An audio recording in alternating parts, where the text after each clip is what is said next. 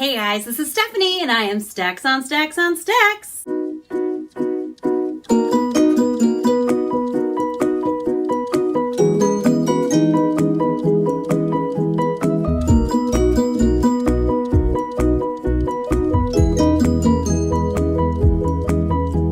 Today I am coming to you guys with my September wrap up. September went by super fast and I kind of can't believe it's over. I did get 8 books read in the month of September, which I am a little impressed with because I felt like I wasn't reading a lot in the month. But I'm going to let you guys know what I thought about the 8 books that I did read in the month of September. The first book I finished was Vengeance and Death by J.D. Robb, also known as Nora Roberts. Now, this is a series of like 45-ish books, I think. She puts out about 2 every year, so I estimate in about 15 years I'll be caught up. This is the 6th book in the series, and we're following a cop named Eve Dallas in a futuristic world, like 2050 something, maybe 2060. And she's a homicide cop. This book was a little bit different. We actually got to have the perspective of the killer in this, in addition to the perspective from Eve and occasionally Lorax. This is a series I am enjoying, and I think I do like it because there is character development. Though the first couple books to me were just okay. Like they did fall in love a little too quickly. They do have a relationship that does develop and it does further. It's not constantly frozen in time at the same moment of, well, I don't know if I love him, do I, don't I?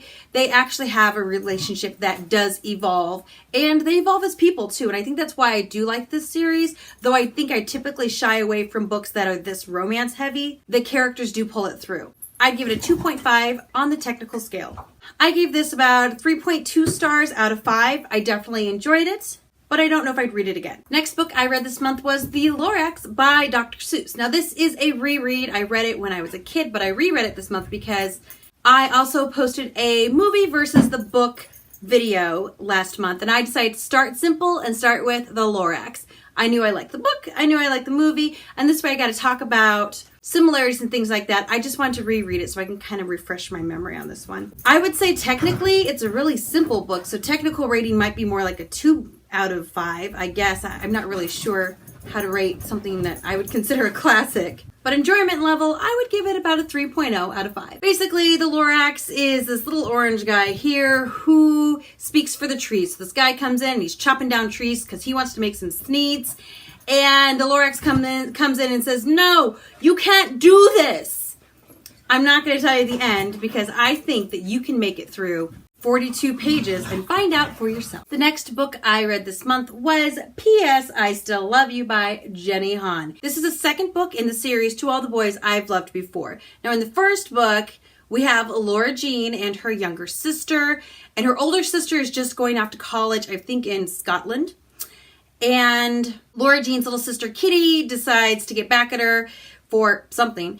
And she mails out these letters that Laura Jean has written to all the boys she's had crushes on. And it's kind of like she gets a crush on him, she never tells him, and then she writes this goodbye letter, I loved you for these reasons. Well, Kitty mails all of those letters. So then Laura Jean has to deal with the aftermath of all these guys being like, so you liked me? And things like that. First book is cute. It was good. This one I didn't like as much. I felt like the first 60% of the book, nothing happened. And I was kind of bored with it. And I actually was considering not finishing it. But I was like, no, I kind of wanted to read the third one. Can't read the third without reading the second. So I did push through. I would say it is technically a pretty simple book. So I might give it maybe a 2.5. Like the writing's not terrible. But the fact that I was bored for 60% of the book, I'm like, So I would also give it a 2.5 as far as what I enjoyed about it. It was fine. I didn't love it. I probably won't read it again. I don't know if I'll actually keep it either, but it was a pretty typical contemporary book. Next, I read When Dimple Met Rishi, and this is by Sandhya Menon. Now, this was another book that was kind of a soft, fluffy contemporary, but for some reason, I liked this book. It was a little different. The fact that they are both of Indian heritage and they really pulled that into the book, I did enjoy that. Basically, this is a book about a girl named Dimple who is promised to be married to a guy named Rishi. Rishi knows about it and Dimple does not. So Dimple's parents decide that they can meet a little more organically and maybe she'll like it a little more then. So they let her go to this like computer programming summer camp thing. I think it's like 6 weeks long and she's dying to go. That's what she wants to do. She wants to do programming. She wants to make great apps for phones and she wants to she just has a vision for who she wants to be. And it's so cool that somebody at the age of 18 knows who they want to be. I feel like so many people don't know who they want to be. Basically, Rishi shows up to this computer camp and he basically says something along the lines of, oh, look, there's my future wife. And she's like, what? And thinks he's a creeper weirdo and throws her coffee at him and runs off. Cold coffee, by the way. Then she finds out that they are betrothed to one another and she's like, what? We're in America. That is not how this works. And I love her. She's pretty grumpy through most of the book. She's kind of disgruntled and grumpy and she's not that sweet girl that I think most contemporaries have. But the thing is, she has that sweet girl side to her. She's just innately kind of a Debbie Downer and a bit of a grump. And I kind of thought it was fun to have a different lead character. And she wasn't our typical ingenue that's, a size 2 and is so beautiful, but just doesn't know it because she just thinks that she's not pretty. Like, she was different and that was refreshing. And I think that's one of the reasons why I rated this book a little bit higher, though it was predictable and sweet. I liked it a lot. I also liked that it wasn't insta-lovey. I liked that she didn't fall in love with him immediately. Well, she threw her coffee at him immediately. I liked that it was a slower, we're gonna get there kind of story, and I enjoyed that journey. Technically, I would say it was well written. The writing style didn't wow me for some reason, though the character development was quite good. I'd give it about a 3.3, 3.4 on the technical scale. On the personal scale, I would give it a 4.0. I definitely enjoyed this one. Next, I completed Orange by Ichigo Takano. Now, I know that this says Orange 2. I read the first one, but I had to take it back to the library, but I actually own the second one. I know, kind of weird. And this is a manga, so, it's the pictures inside type of thing. Basically, the premise of this book is our main character is getting letters from her future self to change some things that are going on right now and at this point in her life to better her future. And our main character is pretty shy and she doesn't really speak out. She doesn't even tell her good friends how she's feeling about things. I will say I had a hard time identifying with that as a character because I'm very direct and I will tell you what I'm thinking and I will tell you how I'm feeling about things. And she would be like, oh, but I didn't tell him. And I'm like, well, you're stupid. You should tell him. Despite that, I really did enjoy this book. I think that technically it's hard to rate a manga because your illustrations are about as important as your words. They speak so much. I did like the illustrations in this book and I liked it with the words. I will say some of the expressions, like facial expressions and how they draw beads of sweat and stuff like that to me made me laugh. Probably when I wasn't supposed to be laughing, but it was pretty cute. So I would say technically, illustrations and words, I would give it like a 4.0 out of 5. I really liked it. I actually felt like there were definitely times too that the pictures didn't even need the words. The pictures spoke so clearly and I like that. I have an appreciation for that. I would say for me personally, I'd probably give it somewhere around a 3.7. I did enjoy it. It was a very quick read. I think I would read it again. I'm definitely going to pick up the second one though. Next, I finished A Conjuring of Light by V.E. Schwab. This is the third and final book in the Shades of Magic trilogy. I read the first one in July, the second one in August, and the third one in September. Now, I felt like the second book did suffer from middle book syndrome. I didn't love it. I felt like not a lot happened. It kind of bored me a little bit. This one was better for me. So I can't very well talk about this book without spoiling a whole lot of things, but to be vague about things and rate it, I think Victoria Schwab is a very good writer. I would give this a solid 3.5 as far as the writing goes. I do like the characters she develops. I do like the fact she can develop characters that aren't morally perfect, but you still cheer for them for some reason. That takes a good writer. I do wish they would have explored the entire world a little more. I feel like they're really focused in on the Great Britain-ish island area and not the other countries, not the rest of the world. And because it is such an interesting world, I think I really would have enjoyed them saying, okay, I'm going to go on this boat to the mainland, or I'm going to go to this land over here, this country over there.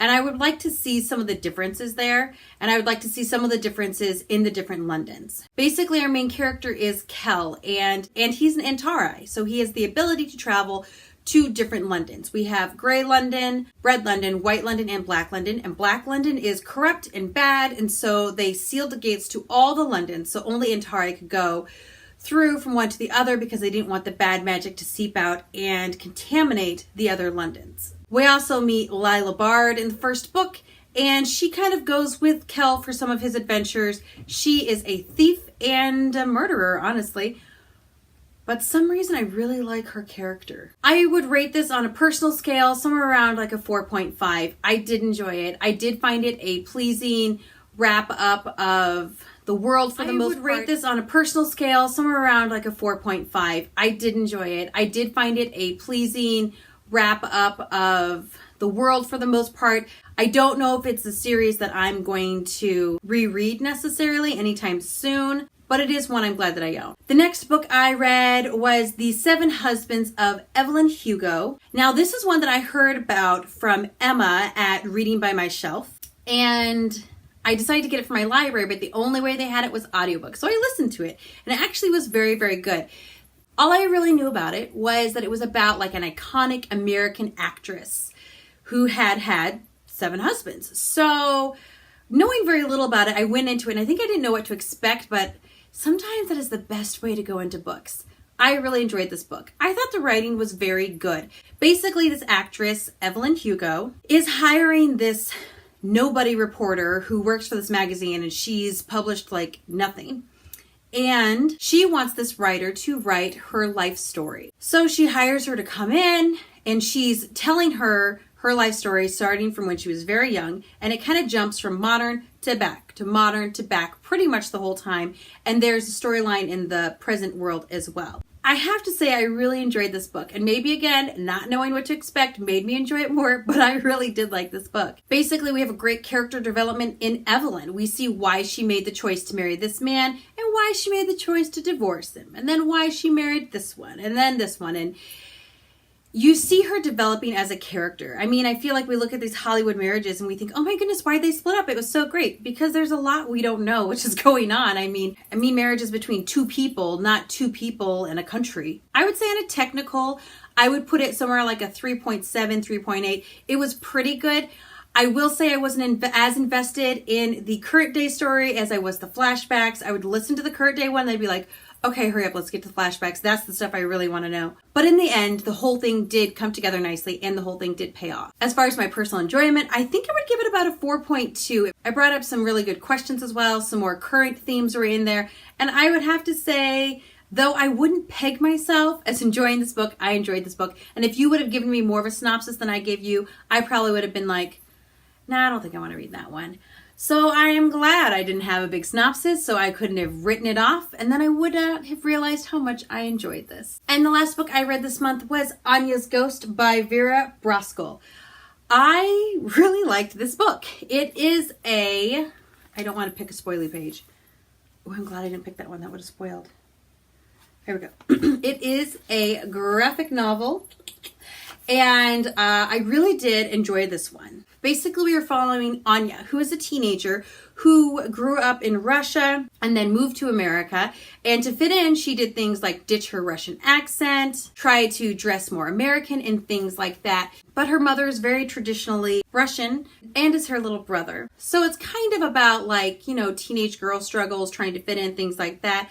And then it's also about this here ghost, which I'm not going to go into. It wasn't exactly what I was expecting, and again, I think I enjoy that. I liked the pictures, I liked the story, and I read it in one sitting. So it's a pretty quick read. It was a very good read. I did enjoy it. I would have to rate this on the technical scale somewhere around a 4.0. I thought it was clever, it was original, I liked the art, and it's something I would probably read again. And on the personal scale, I'd probably give it about a 4.5. I thought it was a great book, a great read, and I did enjoy this. So all in all, I would say I had a pretty good reading month. I had quite a few 4.5 stars, which is good for me. Go ahead and tell me down below if you've read any of these books and what you thought of them. I would love to hear. Thank you so much for watching. I appreciate it that you guys like to watch my videos.